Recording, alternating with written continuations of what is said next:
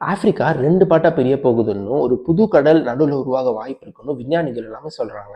இந்த சம்பவம் நடக்க 10 மில்லியன் ஆண்டுகள் ஆனாலும், இன்னைக்குள்ள சொமாலியா, கென்யால உள்ள சில பகுதிகள், எத்தியோப்பியா, டான்சானியா நாடுகள் இன்னொரு கண்டமா மாற வாய்ப்பு இருக்கிறதா சொல்லப்படுது. ஆப்பிரிக்காவை 2 கண்டங்களா பிரிக்க போற கடல் உருவாக 5ல இருந்து 10 மில்லியன் ஆண்டுகள் ஆகும்னு சொல்றாங்க. இந்த ப்ராசஸ் தான் ஜியாலஜிக்கல் டேர்ம்ல ரிஃப்டிங்னு சொல்லப்படும். ஏதாச்சும் ஒரு சம்பவம் நடக்கணும்னா காரணம் இல்லாம இருக்காது. அந்த காரணத்தை தெரிஞ்சுக்கிறதுக்கு முன்னாடி நம்ம சேனலை சப்ஸ்கிரைப் பண்ணிட்டு வந்துருங்க.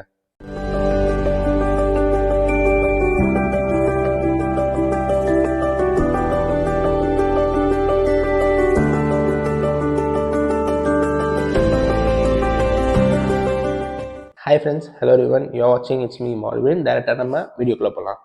ஆக்சுவலாக ரிஃப்டிங்னா ஒரு டெக்டானிக் பிளேட் ரெண்டாவோ அதுக்கு மேலான பகுதிகளாவோ தன்னோட எல்லைகளை பிரிச்சுக்கிறது தான் விளக்கமாக சொல்லுவாங்க. ரிஃப்ட் வேலின்னு சொல்லப்படுற ஒரு பள்ளத்தாக்கு பகுதி டெக்டானிக் பிளேட்ஸ் மூமெண்ட்ஸ்னால பூமியோட நிலப்பகுதிகள்லையோ கடலோட அடிப்பகுதிகள்லையோ நடக்க வாய்ப்பு இருக்குன்னு சொல்லப்படுது. நிறைய சோர்சஸ்ல இருந்து பல விஷயங்களை நம்ம இந்த வீடியோல இப்போ பார்க்க போறோம். எல்லாமே தியரிஸ் தான், சரியா? சவுத் அமெரிக்காவும் ஆப்பிரிக்காவும் தனித்தனி கண்டங்களா பிரிஞ்சு போனது கிட்டத்தட்ட 138 மில்லியன் ஆண்டுகள் முன்னாடி நடந்திருக்குன்னு சொல்லப்படுது.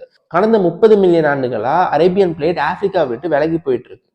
இது ரெட்சி உருவாகவும் கல்ஃப் ஆஃப் ஆடன் உருவாகவும் வழி அமைச்சதுன்னு சொல்றாங்க. ஆப்பிரிக்கா கண்டத்துல இப்போ நடக்கிற ஸ்பிளிட்டிங் தியரிஸ்லாம் ஈஸ்ட் ஆப்பிரிக்கன் ரிஃப்டோட கனெக்ட் பண்ணலாம். 2005ல எத்தியோப்பியன் டெசர்ட்ல 55 கிலோமீட்டர்னு சொல்லலாம், இல்ல 35 மைல்ஸ்னு கூட சொல்லலாம், அவ்வளவு நீளமான விரிசல் ஏற்பட்டுச்சு. இது மூலமா அங்க ஒரு புது கடல் உருவாக வாய்ப்பு இருக்கிறதா சொல்லப்படுது. ஆப்பிரிக்கன் நியூபியன், ஆப்பிரிக்கன் சொமாலியா, அரேபியன்னு சொல்லப்படுற 3 டெக்டானிக் பிளேட்ஸ் பார்டர்ல தான் இப்போ கிராக் ஆனது கண்டுபிடிச்சிருக்காங்க. ஆனா அது பல காலமா ஏற்கனவே பிரிஞ்சுட்டு வருதுன்னு சொல்றாங்க. ஈஸ்ட் ஆப்பிரிக்கன் ரிஃப்ட் வேலி நார்த் சைட்ல கல்ஃப் ஆஃப் ஆடன்ல இருந்து சவுத் சைட்ல ஜிம்பாப்வே வரைக்கும் 3000 கிலோமீட்டர் நீளத்துக்கு இருக்கு. அது ஆப்பிரிக்கன் பிளேட்டை சொமாலியா, நியூபியன்னு 2ஆ பிரிக்குது. ஆப்பிரிக்கா 2 பகுதிகளா பிரிய பல மில்லியன் ஆண்டுகள் ஆகும்னு சொல்லப்படுது. அந்த இடைவெளியில ஒரு புது கடல் உருவாக 5ல இருந்து 10 மில்லியன் ஆண்டுகள் ஆகலாம்னு இப்போ நிலப்பகுதியில இருக்கிற உகாண்டாக்கும் ஜாம்பியாக்கும் தனி கடற்கரை உருவாகலாம்னு சொல்லப்படுது.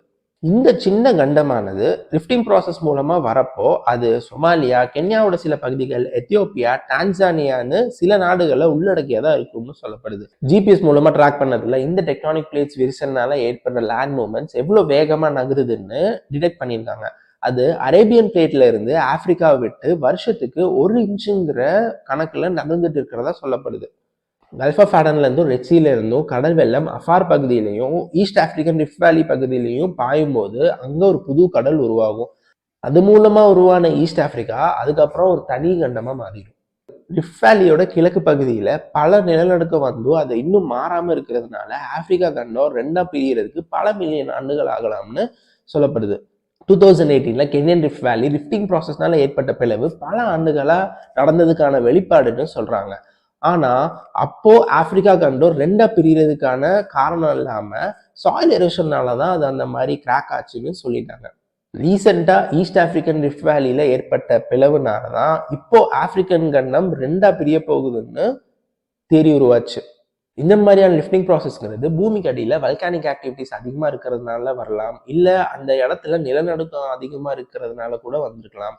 கிளைமேட் சேஞ்ச் கூட இதுல ஒரு முக்கியமான காரணமா பார்க்கப்படுது. எல்லாம் சரி, நீங்க இந்த தகவலை பத்தி என்ன நினைக்கிறீங்கன்னு கமெண்ட் பாக்ஸ்ல டைப் பண்ணுங்க. இந்த வீடியோ உங்களுக்கு பிடிச்சிருந்துச்சுன்னா லைக் பண்ணி உங்க ஃப்ரெண்ட்ஸ்க்கு எல்லாருக்கும் ஷேர் பண்ணுங்க. மறக்காம நம்ம சேனலுக்கு சப்ஸ்கிரைப் பண்ணுங்க.